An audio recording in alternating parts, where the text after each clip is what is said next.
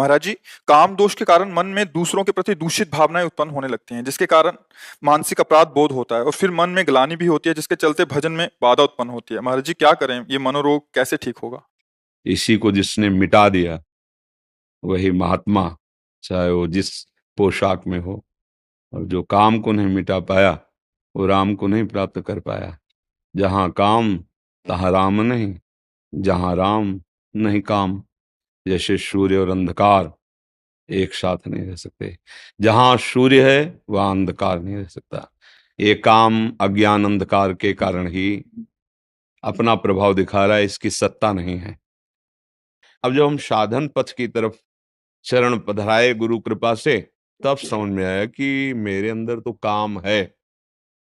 अब ये ढूंढना कि मेरे में कहाँ काम है, बड़ा सूक्ष्म विषय है। देखो, ये शरीर है, ढांचा है, ये आप नहीं है।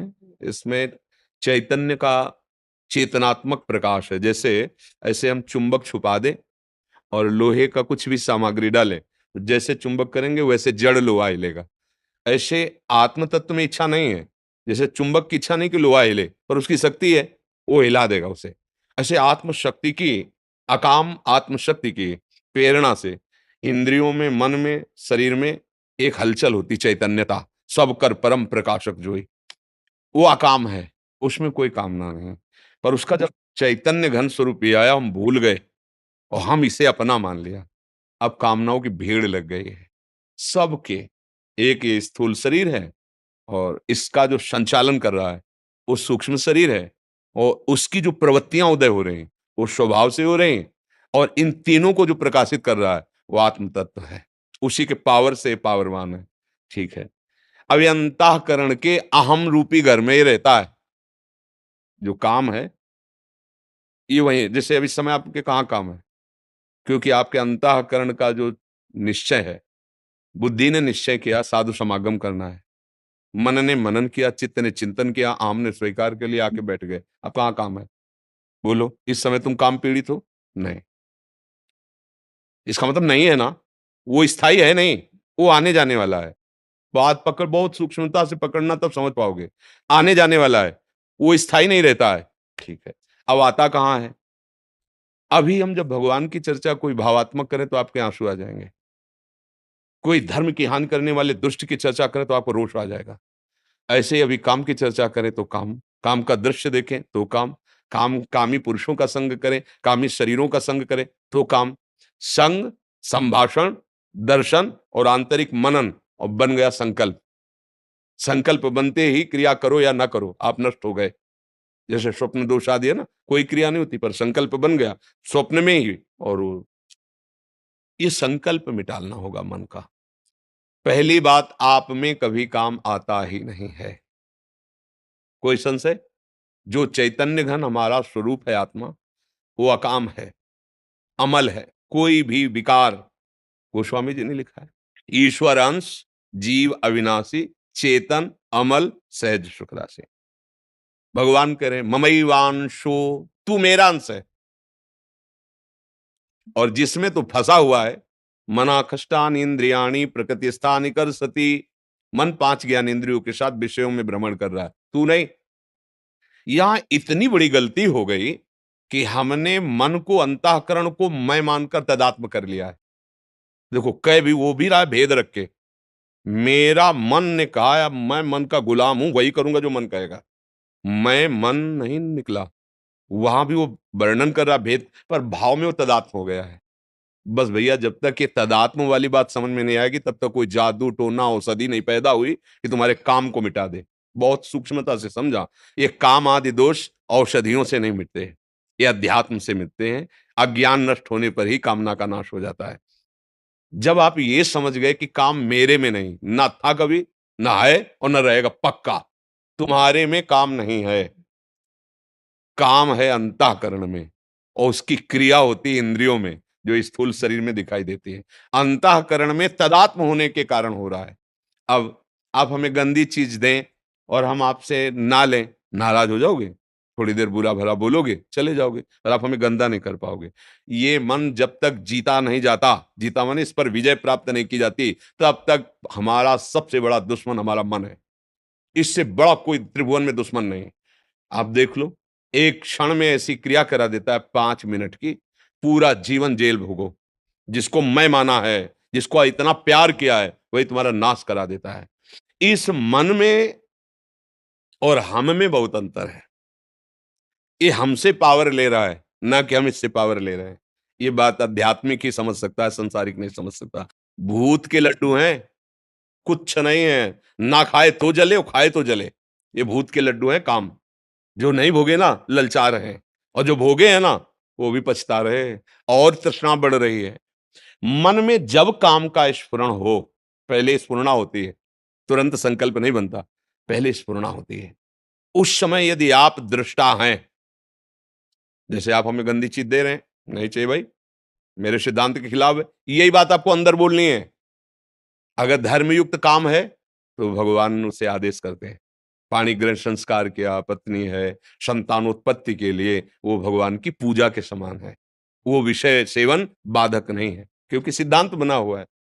अगर आप उसका सेवन करते हैं भगवान का स्मरण किए, प्रणाम किए, धर्म मर्यादा से, वो पवित्र काम आपको धर्म की तरफ बढ़ाएगा, भगवान की तरफ बढ़ाएगा। निंदनीय काम, भ्रष्टाचार, जो व्यभिचार प्रवृत्ति है, वो जब मन आपको प्रेरित करे, तो उसको ऐसे ही डांटो जैसे हम आपको प्रगट में गंदी चीज दें, तो आप हम डांट लगा दें।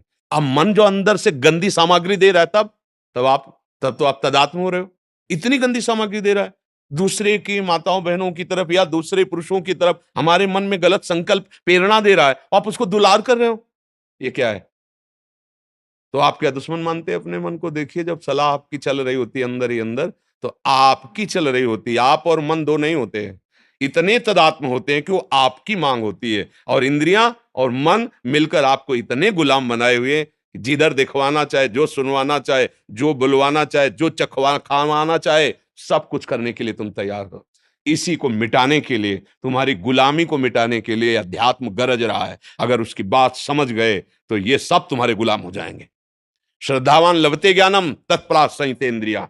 अब समझ में आया कि तुम आके हमसे हाथ मिलाते हो और दोस्त बनते हो और गला काटते हो हमारा। अय मन, आप तस्मात् शास्त्रम प्रमाणम ते कार्याकार्यो व्यवस्थित हो। अब वही करूंगा जो गुरुदेव बोलते हैं, जो गुरुवाणी बोलती है, जो शास्त्र बोलता है। अब तू जला ले, कितना जलाएगा मुझे, बिल्कुल तेरी बात नहीं मानूंगा। हमारे शब्दों को याद रखो।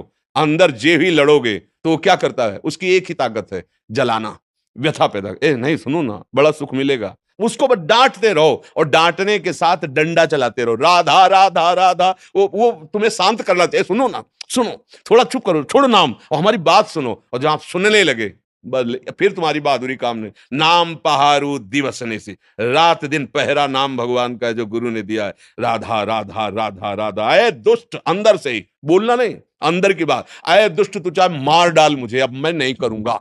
और मार सकता नहीं, क्योंकि तुम्हारे पावर से है, और तुम अविनाशी हो, तुम्हें वो मार सकता नहीं। और वो डर जाएगा, जैसा चाहोगे वैसे ही चला पाओगे, एक बार में नहीं। इसके साथ हमें करोड़ों बार लड़ाई लड़नी है। हर बार वो ऐसी चाल करेगा कि आपको अपने अधीन कर ले। अगर आप उसकी बात नहीं माने तो आप महापुरुष हो गए। बस इतनी बात समझ, इसके और दूसरा उपाय नहीं। अभ्यास और वैराग्य, नाम, गुण कीर्तन, वाणी कीर्तन, ये हमारा रक्षक है। और वैराग्य की बहुत बार भोगा है।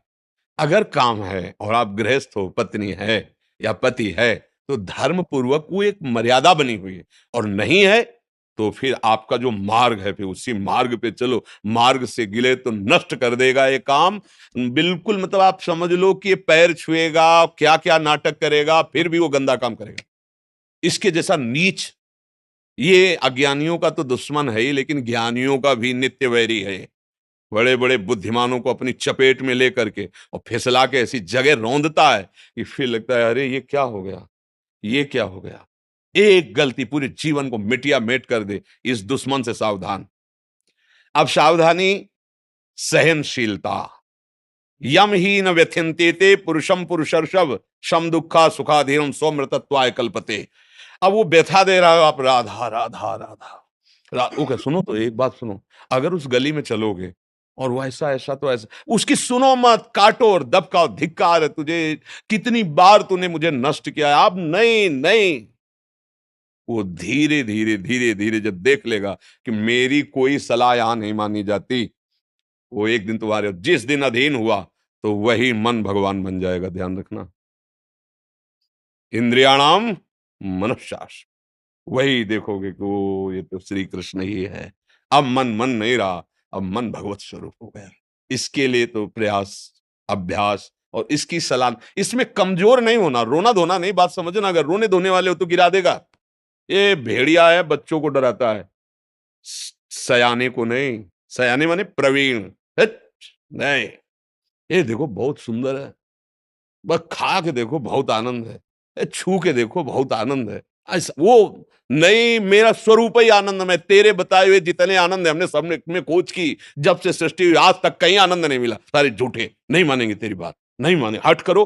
पर ये बातें केवल कहने में अच्छी लगती है, अंदर लड़ने वेले ही वो इतना जलाता है, इतना जलाता है कि सब भूल जाता है। ज्ञान वैराग्य होता है, देखो जो होगा नरक सुरक बाद में देखा जाएगा, अभी तो बस, अभी तो बस इसमें फंसाता है मन। इसमें सावधान हो जाओ और नाम निरंतर पकड़े रहो, कभी हार नहीं होगी। पर यह है कि घबराओ मत, निराश मत हो, रो मत।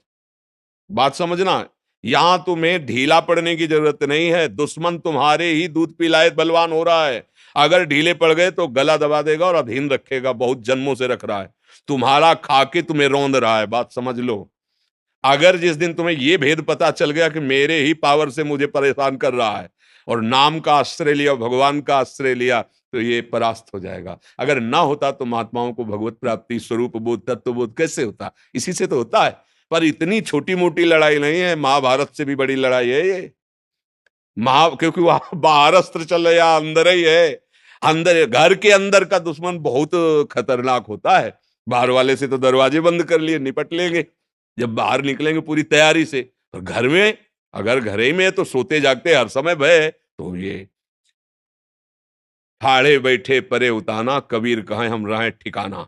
अपने इष्ट देव का सुमिरन, अपने प्रभु का सुमिरन, और अच्छा सात्विक भोजन, अच्छा संग, गंदे दृश्य नहीं देखना, गंदी बात नहीं सुनना, जिसके संग से हमारे मन में मलिनता उत्पन्न हो, ऐसा हमें कोई संग नहीं करना। तो आप देखो, इस तरह का विचारधारा दृढ़, तो आप जीत जाओगे। प्रभु की कृपा आप पे हो जाएगी और मन शांत हो जाएगा। इसमें किसी का जादू टोना, जादू मंत्र, दवा औषधि कुछ काम नहीं करती। इसमें सिर्फ विवेक काम करता है। बुद्धि तो सबके है, पर विवेक किसी किसी के है। विवेक मिलता है सत्संग में। बिन सत्संग विवेक न होई, राम कृपा बिन सुलभ न सोई। डट के लड़ना सीखो अपने से।